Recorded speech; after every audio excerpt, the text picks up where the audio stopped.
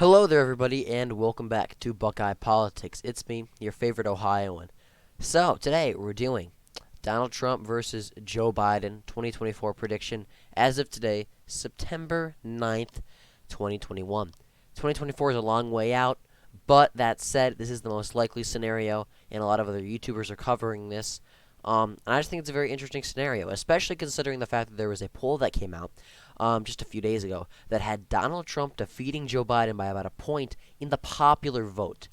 Now if they somehow did polls for the Electoral College and Trump was up narrowly, that would not surprise me, especially given the political circumstances and Joe Biden's taking approval rating, which some polls have as low as under 40%. I don't believe that, but still, the fact that some polls do have that shows how bad it is. I'm putting it around maybe 45% right now, maybe. I'm not really completely sure. But anyway, Trump, Biden, 2024. Yeah, so the poll had Trump winning by a point in the popular vote. If Trump were to win the popular vote by a point, I believe he would actually flip the states of. He would win all his 2016 states, but he would also flip the states of Minnesota and Colorado and New Hampshire, I believe. I know for a fact New Hampshire and Minnesota, and actually Maine too, I believe. Maine would be like within a point. Nevada, Colorado, I'm not sure about, especially with the left trends. But still, Trump would absolutely destroy Biden.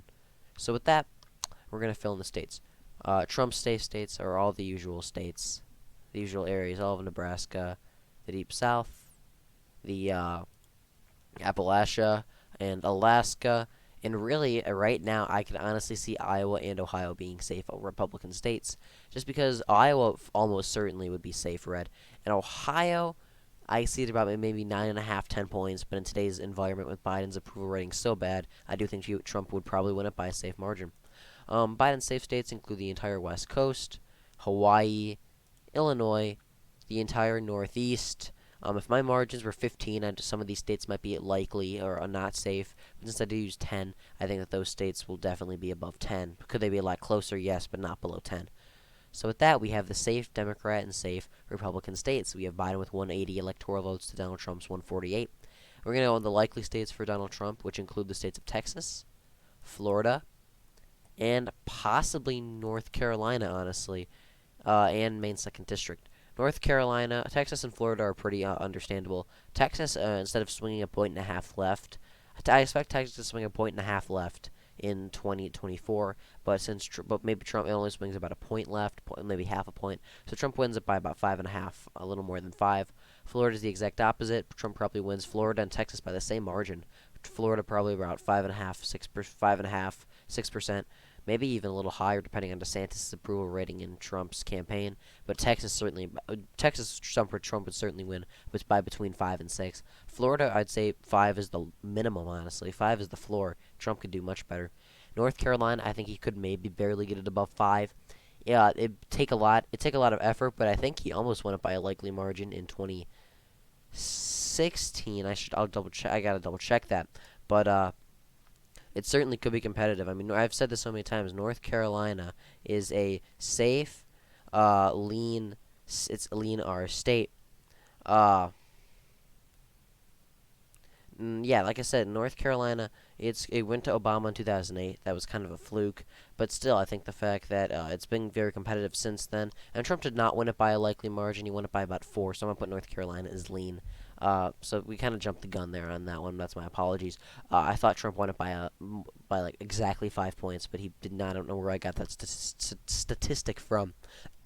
So anyway, yeah, those are the lean and those are the likely and the lean state for Trump. Biden likely states probably include the states of Virginia and Colorado. Both states would probably go to Biden by about 7-8 points. They'd maybe go a little more Republican just because than they did in 2020, just because of suburban trends and rural turnout might help the GOP a bit. But really, they're both not going to be that competitive. So we now have the lean states for Joe Biden and Donald Trump. We're going to go east to west. The state of Maine. I think Biden wins both Maine at large and Maine District 1 by lean margins. Although Maine at large could be a tilt, but I'm going to keep it as lean. Trump won, a little known fact, Trump won Maine at large by 4 points in 2016. Less than 5. It was a lean margin. Maine at large was actually very close. in 2016. It swung heavily to Biden, but still, I think that Trump could. I think the Republicans could flip Maine at large, honestly, in 2028. 2028, definitely. 2024, if they have a really good year. But Trump would certainly get it under 5, and especially in today's environment. New Hampshire as well, I'm putting as lean D. I feel like New Hampshire could certainly go red. I mean, it was the closest state, I think. I believe it was the closest state in 2016, or it was either like it was New Hampshire, Michigan, and Minnesota were the closest states. And New Hampshire, I know, is very close. There's some allegations of fraud from Vermont and Massachusetts ballots from surrounding states. I don't really believe that, but still, New Hampshire was incredibly close, and it did swing to Biden, but that's mainly because A, New Hampshire always hates incumbents, and B, Biden just ran a good campaign for the Northeast in all reality. Um, State of Pennsylvania, I'm putting that as a lean R, actually. I think Biden's anti-oil and anti-energy stances are going to be even more obvious getting turnout in the western half of the state, while Biden's going to be pretty obvious to people in the Scranton, in Allenton, and the white working class parts of northern, like the east coast, east side of Pennsylvania, that Biden is not their friend. Biden is not who he said he was going to be, and that they will go to Donald Trump, and Trump will win Pennsylvania probably by about a point or two. Michigan.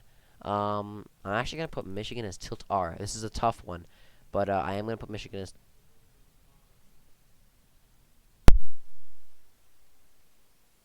But yeah, I'm going to put Michigan as tilt R. I apologize for that. My mic just cut out for a second. But I am going to put Michigan as tilt R. There's a lot of counties outside Detroit that are going more Republican, and with rural turnout skyrocketing and Biden's approval rating tanking, I think Michigan does narrowly go to Donald Trump.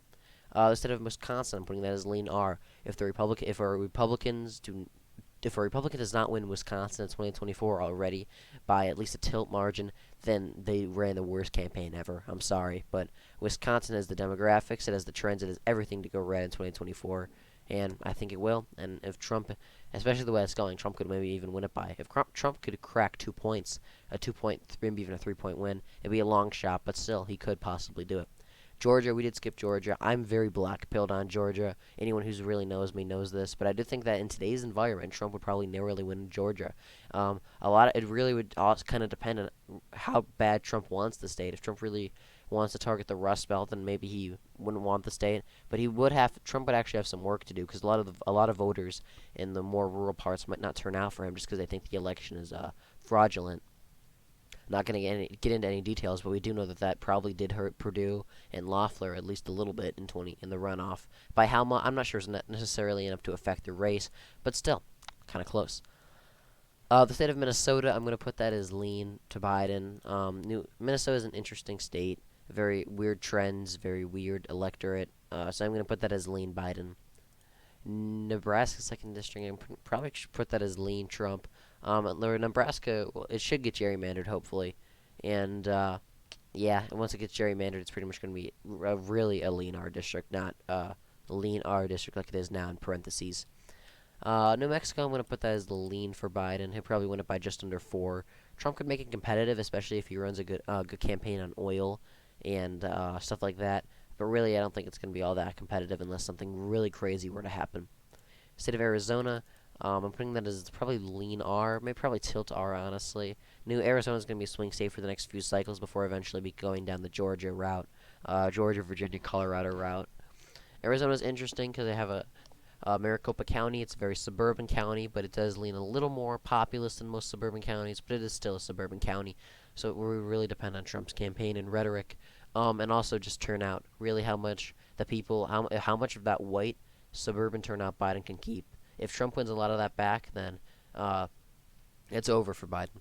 Nevada, I am also going to put as tilt R because honestly, Nevada is it's trending red. I think it could go red at the governor. It's going to go red most likely at the governorship level in 2022 if John Lee is the Republican nominee for governor.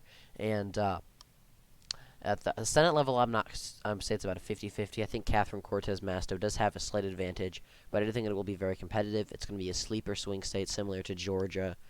And, yeah, that's really it, especially with Latino trends and Hispanic trends across Nevada. And the fact that Nevada is more suburban.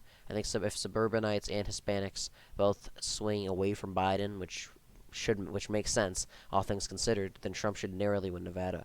So with that, this may be a little ambitious, but I do think that right now, as of now, with Biden's approval rating tanked, and Trump honestly kind of popular again. I do think Trump would defeat Biden with 313 electoral votes to 225. Thank you for watching. I hope you enjoyed. Be sure to like and subscribe, and I will see you in the next video.